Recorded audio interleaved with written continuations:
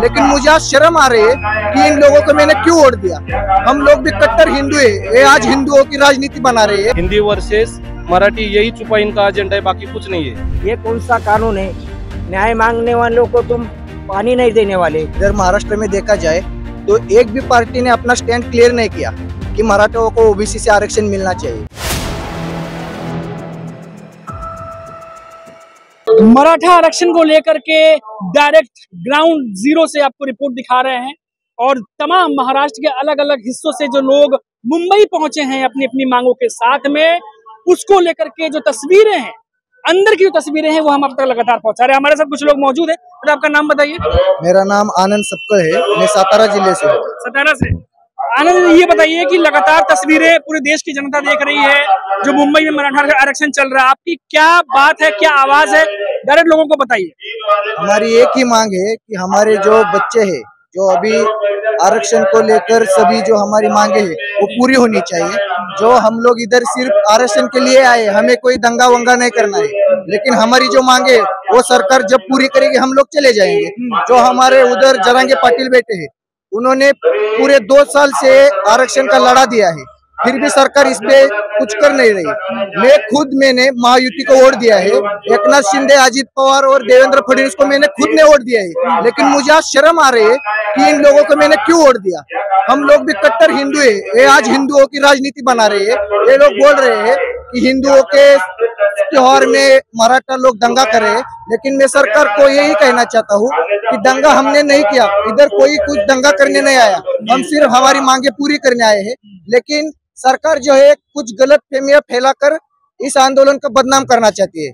और जो लालबाग का राजा है, उस गणपति के जो ट्रस्टी है, उन्होंने भी आंदोलकों के साथ जो गैर व्यवहार किया है, उसको लेकर भी पूरे मराठा समाज में बहुत अस्वस्थता है। क्योंकि इस देश को, हिंदुस्तान को अगर किसी ने देव देश धर्म टिकाया है तो वो सिर्फ और सिर्फ छत्रपति शिवाजी महाराज है और पूरा मराठा समाज है।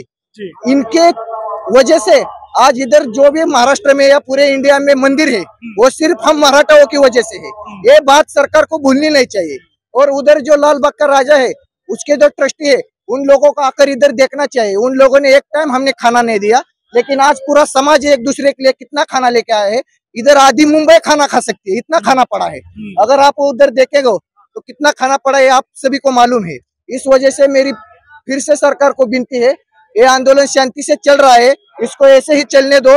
अगर आप लोग कुछ करने की सोचोगे तो हम भी जाति से मराठा है, चाहे कुछ भी हो जाए, जान जाए। तो एक चीज बताइए कि ये लग रहा है कि इसका जो सोल्यूशन है वो बातचीत करके और बाकी चीजों से निकला जा सकता था, लेकिन क्योंकि लग रहा है सियासत ज्यादा होने लगी है, तमाम जो नेता है वो तमाम नेता सिर्फ बयानबाजी कर रहे हैं। अभी हमने देखा कि काफी समय से वो बैठे हुए 4-5 दिन, अभी कोई मंत्री मिलने नहीं आया। तो ये बयानबाजी और सियासत ज्यादा हो रही है, आप लोगों को क्या दिखाई दे रहा है? नहीं, इसमें भी बीएमसी का आने वाला इलेक्शन है, उसमें भी बीजेपी की यही रणनीति है कि Hindi voter versus Maratha voter. कल से देखा जाए तो मीडिया वाले भी नैरेटिव यही फैला रहे हैं कि मराठा लोग आके तुमको कुछ तकलीफ दे रहे हैं, जानबूझ के यूपी वाले के पास जा रहे हैं, गुजराती दुकान वालों के पास जा रहे हैं, लेडीज डब्बे में, लोकल में जाके लेडीज डब्बे के विदाउट परमिशन घुस के मीडिया वाले पूछ रहे हैं कि तुमको कुछ इनसिक्योरिटी वाले। लेकिन उन्होंने, किसी ने भी नहीं कहा कि हमको इस चीज का तकलीफ नहीं है। जानबूझ के बीएमसी का इलेक्शन भी इन लोग उस पे नैरेटिव सेट कर रहे हैं कि कहीं के मराठा वोटर एक साइड कर लो और ये वाला वोटर, हिंदी साइड वोटर एक साइड कर लो, ये भी इसमें नैरेटिव है। लेकिन ये कोई इस पे बातचीत नहीं कर रहा है। और जो मुंबई में मराठी लोग रह रहे, उनके पक्ष में बीजेपी के मराठी लोग इसलिए बोल रहे हैं कि इधर का जो मराठी वोटर है वो हमारे साइड रहने के लिए, उनको अभी पता है कि भीड़ हो गया, इधर का इलेक्शन कुछ अभी है नहीं, बीएमसी हो गया सिटी में का जो मराठी वोटर है, इनके लिए जानबूझ के ये लोग, बीजेपी वाले जो विधायक है वो लोग जानबूझ के मराठी, इधर के स्थानीय लोगों के लिए मराठी लोगों को अपोज कर रहे हैं, बाकी कुछ नहीं है। हिंदी वर्सेस मराठी, यही छुपा इनका एजेंडा है, बाकी कुछ नहीं है। ये आपको लगता है कि बीच में भी हमने देखा था कि लोकसभा चुनाव से पहले जरंगे साहब वहां भी बैठे थे, अनशन पर बैठे थे, तो उस समय एकनाथ शिंदे गए थे मिलने के लिए। अभी हाल ही में खबर आई कि जब राज ठाकरे से भी पूछा गया तो उन्होंने बोला एकनाथ शिंदे से पूछा जाना चाहिए कि वापस क्यों हुआ है, क्योंकि आखिरी बार वो मिलने गए थे। क्या हुआ है सर, इधर महाराष्ट्र में देखा जाए तो एक भी पार्टी ने अपना स्टैंड क्लियर नहीं किया कि मराठों को ओबीसी से आरक्षण मिलना चाहिए। जो कोई आ रहा है बता रहा है कि मराठों को आरक्षण मिलना चाहिए, लेकिन कैसा मिलना चाहिए वो नहीं बता रहा। अभी शरद पवार देखो, एकनाथ शिंदे देखो, फडणवीस देखो, उद्धव ठाकरे देखो, राज ठाकरे देखो, अजित पवार देखो, चाहे कोई पार्टी हो, कोई भी खुल के सपोर्ट में आकर ये नहीं कह रही है कि मराठा को ओबीसी से आरक्षण मिलना चाहिए। ये सभी राजनीति करने वाले, इनसे कुछ नहीं होने वाला है। ये सभी इतना खा चुके कि अभी इनके खाने के लिए कुछ बचा नहीं है। फिर भी इनको और सत्ता में ही रहने का है। इनको मराठा से कोई लेना देना नहीं, इनको सिर्फ मराठाओं का वोट चाहिए। इनको पता है अगर मराठा हमारी पार्टी की तरफ नहीं आएगा तो दूसरी पार्टी की तरफ जाएगा, इसलिए उनको सिर्फ और सिर्फ वही चाहिए कि हम लोगों को सिर्फ अपनी राजनीति की पुलिया बाजनी है, इसके सिवा उनको कुछ नहीं है।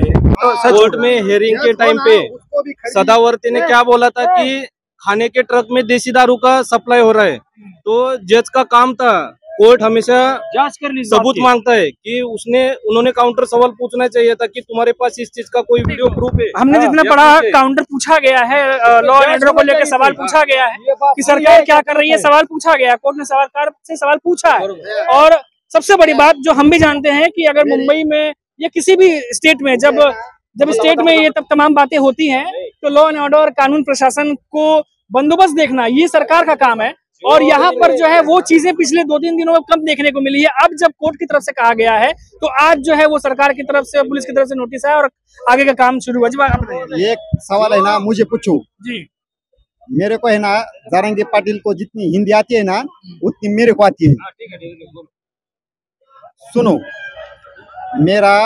मेरा मुलगा है ना, इसको 12वीं में 92% है, 92। हाँ, मेरे को इतनी हिंदी ना आती। बोला। सुनो, तो उसको है ना स्पर्धा परीक्षा करने की थी।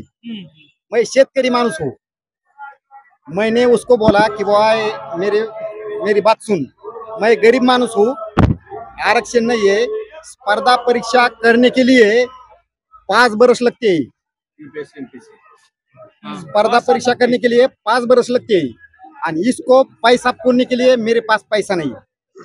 तो मैंने है ना उसको फौजी में डाला, फौजी में जा, मैं उसको बोला। तो अभी है ना एक मेरा बंधु और वो मेरा छोकरा, दोनों है ना न्यू में है। सुनो, मेरे 2 आदमी है ना घर के न्यू में है। तो ये सिर्फ आरक्षण नहीं, इसलिए IAS IPS नहीं बन सका, नहीं बन सके। हाँ, IAS IPS नहीं बन सके। तो मेरी है ना एक विनंती है, क्या ये मीडिया वाले लोग है ना, हमको थोड़ा दुख होता है। मेरे पास है ना, मेरे खेत में है ना 8-9 गाय है, मैं दूध काटता हूँ। तो मैं ना सुबह आया, ये सब छोड़ के आया, मैं और मेरी पत्नी दोनों है सिर्फ, ये सब मैं छोड़ के आया। ये मीडिया वाले ने क्या उठाया कि मराठा ऐसा करता है, मराठा वैसा करता है। क्या हमारी एक भगिनी को, तुम्हारे मीडिया पत्रकार भगिनी को हम नहीं त्रास देने वाले। बिल्कुल नहीं।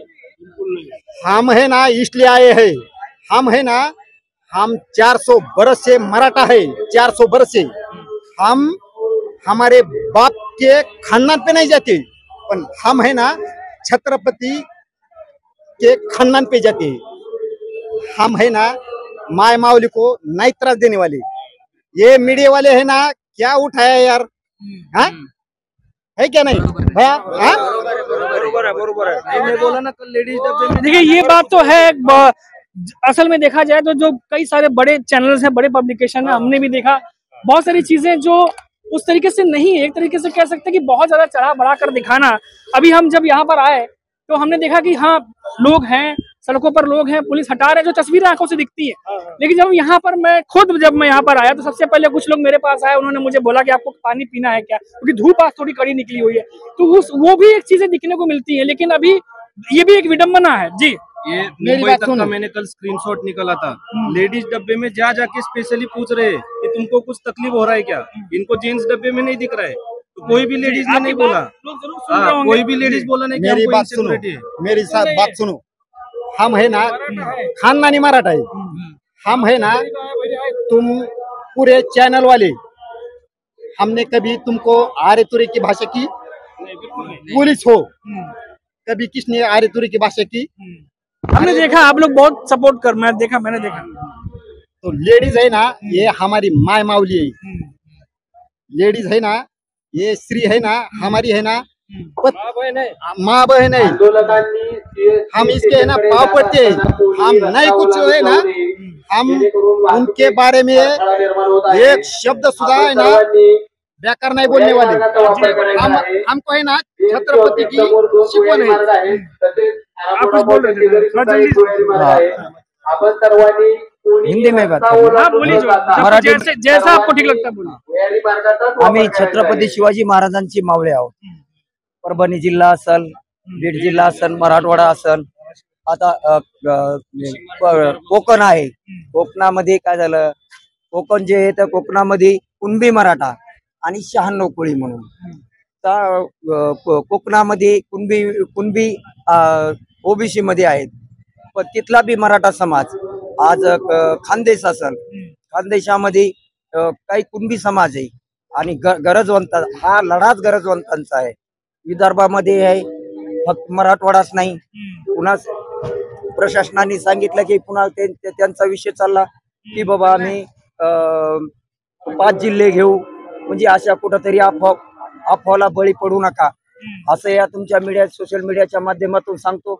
आणि परत तुम्ही मला सांगा, मुंबईकर असतील, मुंबईकराला कुठली आज दलित समाज असन, मुस्लिम बांधव असन, सगळ्याचे सहकार्य, प्रत्येक माता भगिनी येऊन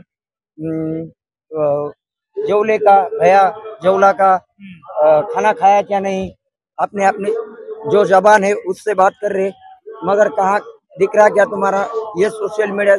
जो पुलिस कर्मचारी है वो भेष बदल के ये हमारा क्या बोलते गमछा, ये गमछा है, गमछा डाल के ये भड़काने का काम कर रहे कि चलो पाटिल साहब ने आदेश दिया है मुंबई छोड़ दो।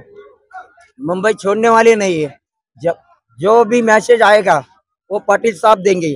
और पाटिल साहब जो कोर्ट का निर्णय होता, कोर्ट का निर्णय के पालन करने के वास्ते, यहाँ कोई किसी के साथ झगड़ा करने के वास्ते नहीं आए। यहाँ का कोई किसी का रिश्तेदार नहीं, किसी का अपने प्रॉपर्टी का कुछ लेना देना नहीं कि उसके वास्ते झगड़ा करेंगे। यहाँ जातिवाद नहीं, कुछ नहीं ना। ये मराठा समाज है जो गरजवंत, उनको अपने रिसिर से आंदोलन कर रहे, न्याय मांग रहे। ये कौन सा कानून है, न्याय मांगने वालों को तुम पानी नहीं देने वाले। देखो एक ही बात, एक ही दिन देवेंद्र, महाराष्ट्र के मुख्यमंत्री देवेंद्र फडणवीस, आज मैं बीजेपी का कार्यकर्ता यहाँ है, उद्धव गट के है, ठाकरे गट के, अपने शिंदे गट के है, शरद पवार गट के यहाँ है, MIM के है, रिपब्लिकन पार्टी के है, पैंथर के है। अब दीपक केदार साहब ने भी बोल दिया, MIM के वो साहब ने, उन्होंने हमारे दादा को मिलने आए। जो भी आ रहा वो दादा को, सुप्रिया सुळे आए थे, उनकी कुछ ही आंदोलन नहीं, जो हिंसक वलन, ये देवेंद्र फडणवीस क्या चाहते हैं कि हिंसक वलन मिलो और दंगल करना चाहते हो। ये शासन उनको क्या करने का है वो उनकी मर्जी से कर रहे।